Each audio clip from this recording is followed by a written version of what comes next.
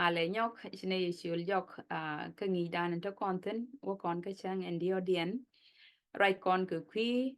death in the New Testament ki lia ka boken tiak right no ko se tiak tini jan bana right ku qui de pan chan lien ku qui let ka bong no te wal ki right pot e wal pe ke wal ti de bita la dai lai dana gwa che nyot kon o ngulo liamo ka lat bible e didi ko cha kon de la met ti ti lat ke ko cha kon be met ko ti ngi ne tungwan ti nang na ra te kenten mo kon gwa kuin ga ni chiang len kon ke kende diale ti so brana ku par ka me lar bible me me be kon nga ta ban ngeni roi ni yene te je ke ti ki ban nges men che bible la so kan gwa the man che shil jog brother david ti lai da tes kan wak du ko nywa ke mes ne kon ko ti gor ko zo lo nya kon ke Janan Gor Corner long so. And thank you, brother. Welcome. The Quero Costa Kelgi. An lek te ko ti lo de te long si nyawan ka gwa den ko den ko ma ka me jakon e din dan ke riet ke ya te lo de long ke participation en chiro latin yene me no kon dia ten ko ken de na ko de ko ran ko de kon nyak re jom ke ne dia ko ken ti lo de te ba ko ko kon no ka chang we do dien chang ka diok chang ka diok re ju ka e ni ja pa dang diok min chol kon e ga min dit ya ka ngi jen wali ne me lo do chi kon ben ke chang ndio den chan chang nyam chang ro de me ne rai ke kwi ko e pa le yen tin jek pin kon ngai ke nin dang ro di do jok chang ndio de ne me wale bu ko rai ke tan cha lia lat ke je ko rai ko den chak goye je mi chran te bang dong chran ling tan cha lat je ko rai ko te wal o lia rai ko de wala gok pin wo jen nien mi tele me ngai bande je amani chang je je chan e gaganum ente bo kon ka men rai ko den chak la ko ngai kon e rai ni ko tin chak ke ne me wal do dong le kon no kwen gole mi chan ka mat bi ko no turu kel mi chan de men diu turu mi buum ka bi chop ni loy dan pan en wo tele gwel ka bible ka men lad aken kon ne no ka je de kon lang mu chek chek pan lewo ji kwer nel en kan pin gwara men te wi ti dial nen bom ti dial krel goy dro gwara me te no kelo ko ni no nga changa me te loy da long gwara go ne yo bine ite ko bulong no men gwa je ka ko lok ka ta de ne dot let lat ke je gwa din ka ta chi la je le rai ni ku tel grodien ko rai ko ben tak che go me chi lat ko rai ko e war go ne gwa din ne no gombo ne ko rai ko ben tak ko en rai du ko ra men don ko de ko ngai gwa din mu ne ko won yam re jala ai wa me long ne ko ba da chok lwai ko ba ga me ne tin rai ko ka la pin ba ka nen ko rai ko ben tak ba che men cha ka nen ko rai ko de wal lo te ko ri ke la ko che di chu ko ni amen ajen kajen jok kajen chang me la chang dio di ne me lat ko ne mi chet ke mi jan lat ke chang karaw lia cha la de ko rai ko ben tak cha na men kun bo lem na bong no kon ka John show well kel chi rai ko ke rie den gwa me e chit kon en lat kon ilia cha la de di en gwa mo John show well kel bad well kel awoka bad well ngwan liang na rajin cha la en wan me cha la ka kor ka min chi me mela ka chuo ga jo chi me dan Lazarus pai nien duno wa ko ba jo kenin chana jeleng men chalar ne ka baden well kelin right ni ye chu on gwa me ka kwilias Lazarus che ja ka jogan go banawa ko Lazarus lu che chole che nien ka gore je banawa ko an ba jo kenin That were uh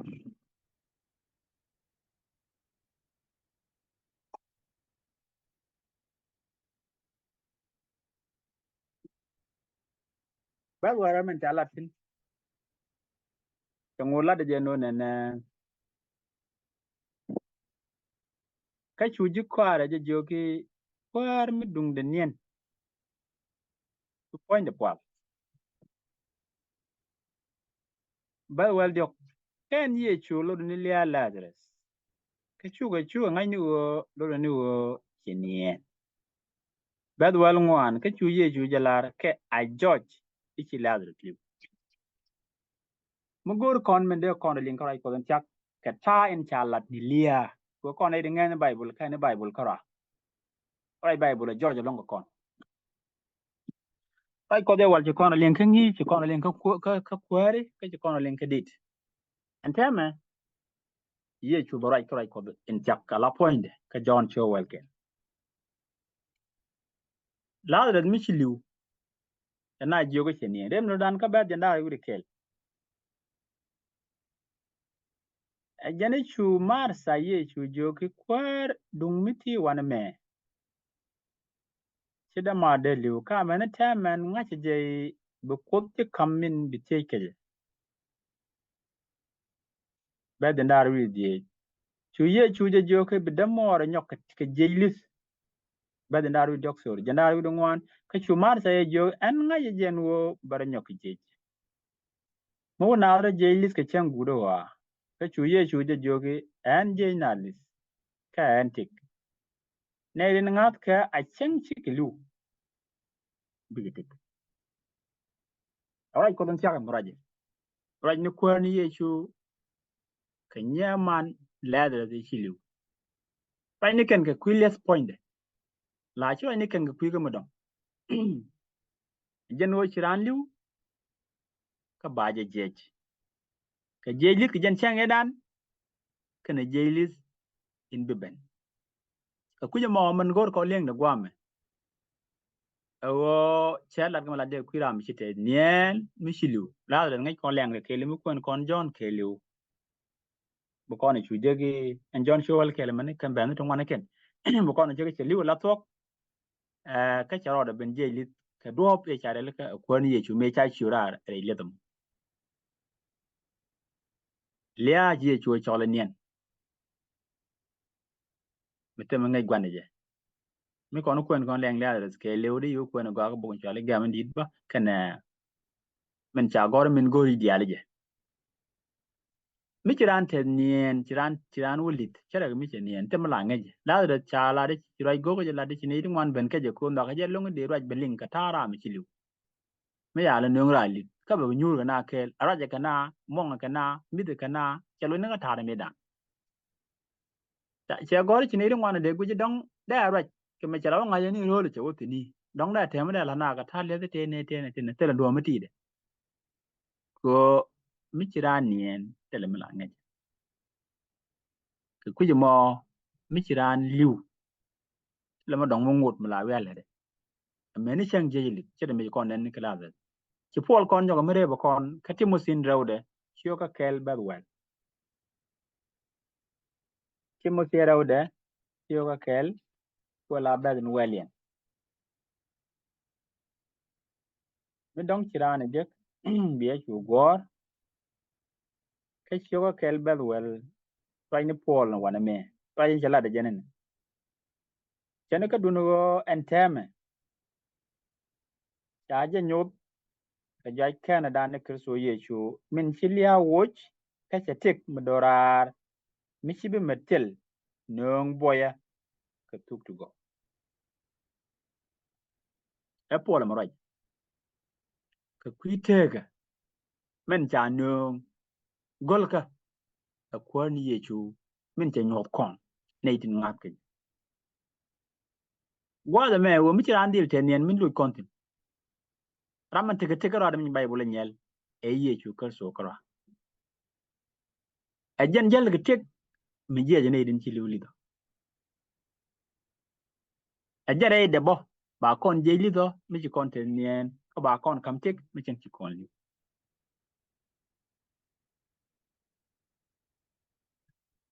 right ko dan tak la da je tara mu don mu tigitik eni ye chu kirso karade kana ne idan tare ye chu kirso shi jen kan pol bi dan gwa ma kara charo da rebe nyoka ko ni nyam chio ka die kana je man lebo ye ko ni nyam chio ka die je ko ni nyam chio wel die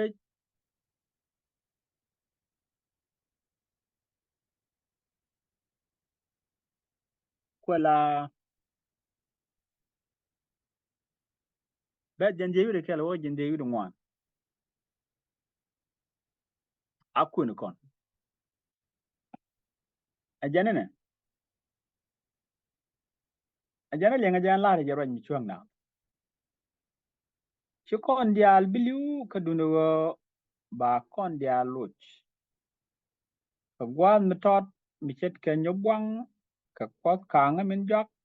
so bu kang rot ka bane ni chi liu jet a chi ka bi le tel ka ba kon chu luch ko bi ta pwan ni bi tel me ta pwan mi chi bi tel dila ka bi ta pwan a diabe ta pwan mi chi bi diap dila mo wa ta pwan mi chi bi tel a wi ka mi bi tel ka ba ta pwan mi chi bi diap la di wi ka mi diap a jene no min cha gor chu tuo cha liaro kapot enjen ngor kono mon gwam do mo de kono itege ke je jen chu pol chuk tine la ta pwan dan me chen cha ted nien re ye chu kurso ba ne ideal chi liure ye chu kurso del jelit aba mun ne chi de lo mun le ba nyo lu chek ka ba ja kum ba ka loch ba kum ko pon mi chi biliu nyo ne ma le ye chu kurso ko rade le ne ne ke in cha kam tik ka gwa lu ni de jok kara te lo gwa da mo re ran tri mi ran te ne min mi ye chu kurso lu jok nyok a chen ram ma trade en ye chu kurso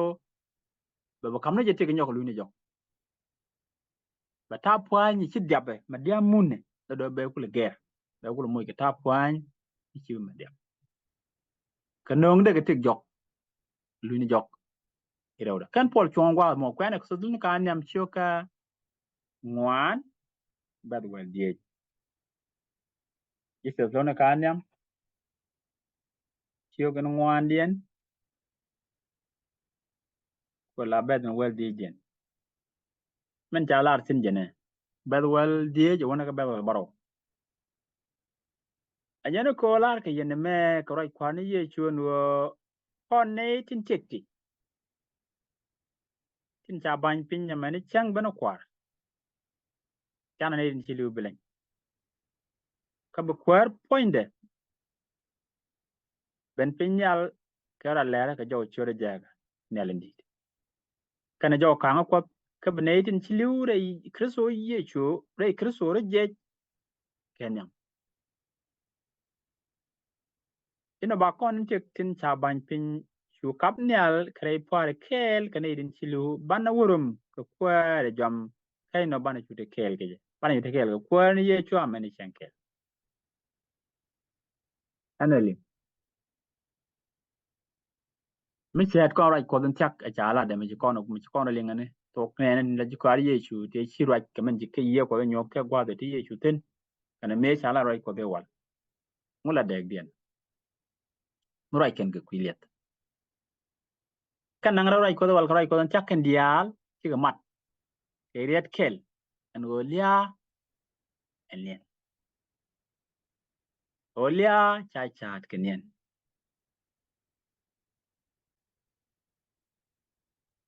ne me wa cha lo ai bible ka long wa ni wan peng me bel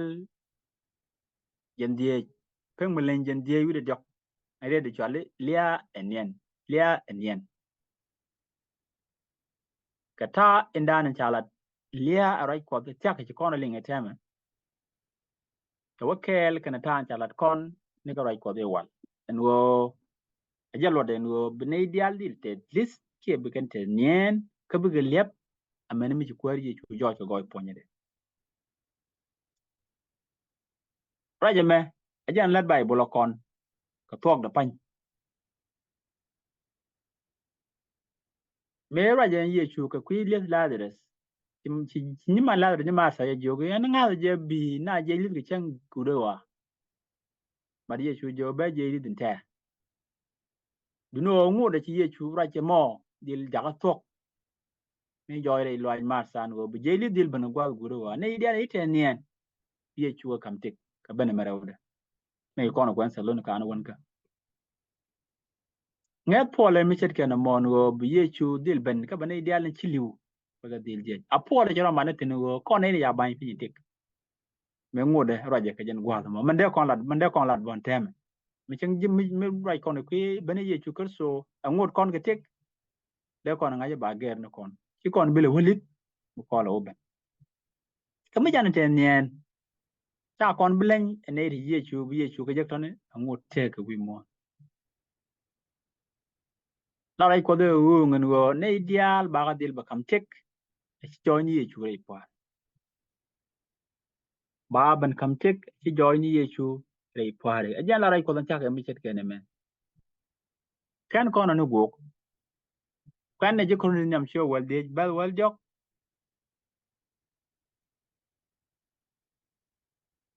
a wonne ka bat wal badak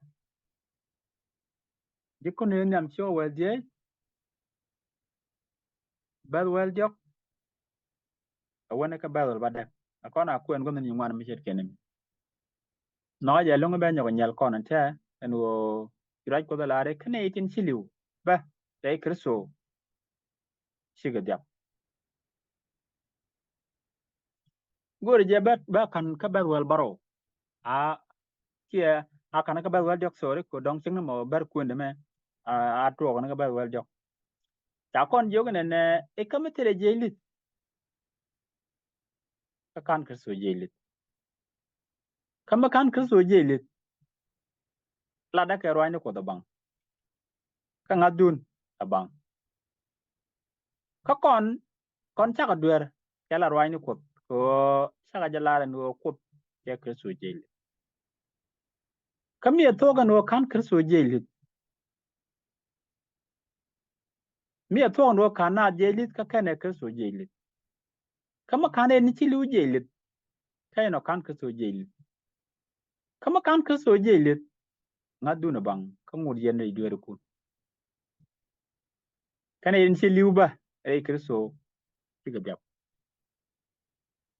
len ko nan ta mi chet kana mo ngak pol ni raj ko ba na dil jelit me la ka show de ba de kala wajin de widaro mitele jelit tinde tuok kene to ka kon ne dia ngak ki lia ye chu kristo jala pidan ti kon pe ngwam nget kon je ye chu kristo rok litbo pidan nget kon a chara je lis